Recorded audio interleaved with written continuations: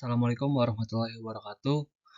Sebelum itu perkenalkan nama saya Joko Adi Saputra, NIM 1104623018.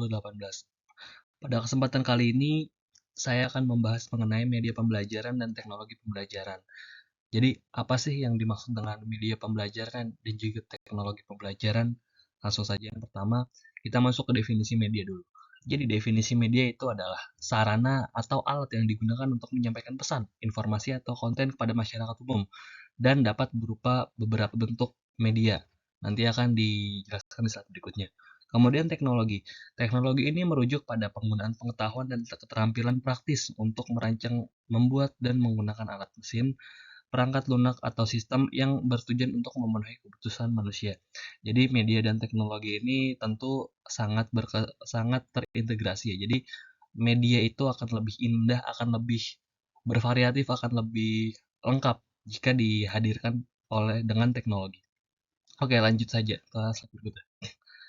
Nah, jadi di sini ada teori pendekatan. Jadi teori pendekatan itu ada beberapa. Jadi teori pendekatan itu yang pertama ada teori pembelajaran dan desain instruksional dan teori pembelajaran orang dewasa dan implikasinya terhadap desain media pembelajaran. Kemudian yang terakhir ada teori belajar multimedia.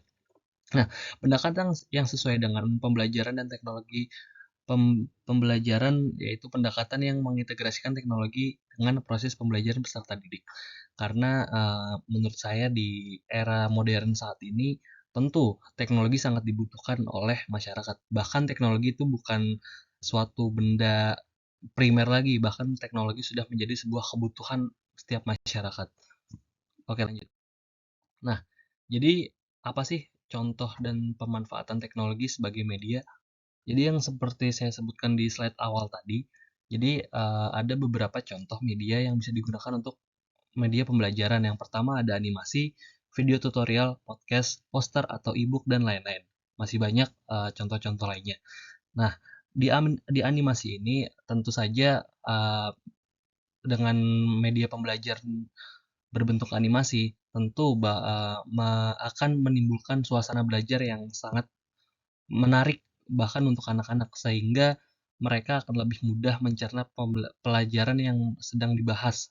Oleh karena itu, animasi ini sungguh sangat efektif dan juga menurut saya animasi ini juga sebuah teknologi yang sudah canggih lah.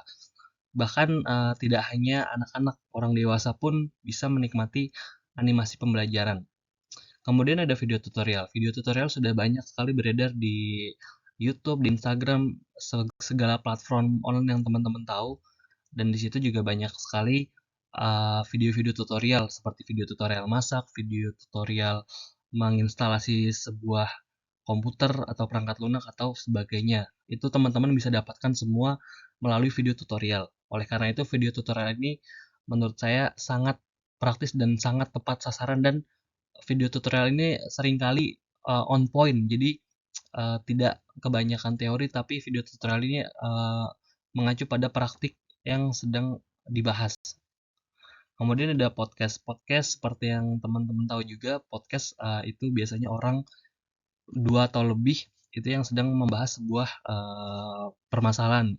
Nah, di podcast pada pemanfaat teknologi untuk pembelajaran bisa juga podcast sebagai media pembelajaran karena podcast itu juga bebas mau membahas apa aja dan bisa dibicarakan oleh dua orang atau lebih.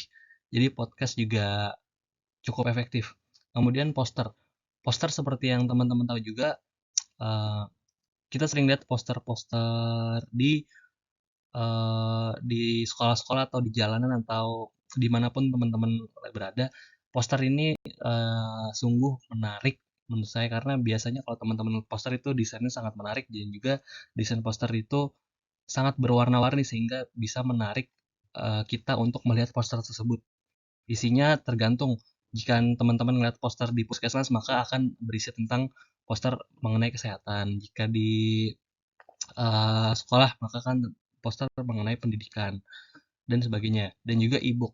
E-book ini juga cukup bervariatif ya. Jadi ada e-book mengenai tentang pembelajaran dan juga tentang cerita. Biasanya e-book ini itu ada di aplikasi-aplikasi teman online yang teman-teman punya dan sudah mudah diakses oleh siapapun. Bahkan ada kategori-kategorinya mengenai e-book tersebut. Jadi lebih mudah kita mencari apa yang kita butuhkan. Oke, lanjut. Nah, apa sih integrasinya? Apa sih hubungannya antara integrasi dan antara media dan juga teknologi? Jadi gini, konten-konten pemanfaatan teknologi itu sebagai media untuk pembelajaran tentu sangat efektif, teman-teman. Sampai sini harus setuju. Nah, untuk digunakan peserta didik, media yang disediakan dalam teknologi untuk pembelajaran sangat bervariatif. Jadi, teman-teman peserta didik, kita juga memanfaatkan teknologi untuk sebagai media pembelajaran. Jadi tidak hanya kita belajar di buku, belajar di kelas, namun juga dengan kita mengkaitkan pembelajaran kita dengan teknologi, maka media pembelajaran kita akan sangat bervariatif. Dan juga tentu akan sangat menarik perhatian para peserta didik dan juga bisa meningkatkan minat belajar mereka. Sehingga mereka peserta didik juga sangat senang dan tidak cepat bosan jika ada media dan teknologi pembelajaran seperti itu. Oke, mungkin segitu aja tentang media pembelajaran dan teknologi pembelajaran. Singkatnya teman-teman bisa cari tahu. Ini sebenarnya cuma sedikit bagian dari banyaknya bagian mengenai teknologi dan media pembelajaran. Mungkin itu aja yang bisa dapat saya sampaikan. Kurang lebihnya mohon maaf. Wassalamualaikum warahmatullahi wabarakatuh. Terima kasih.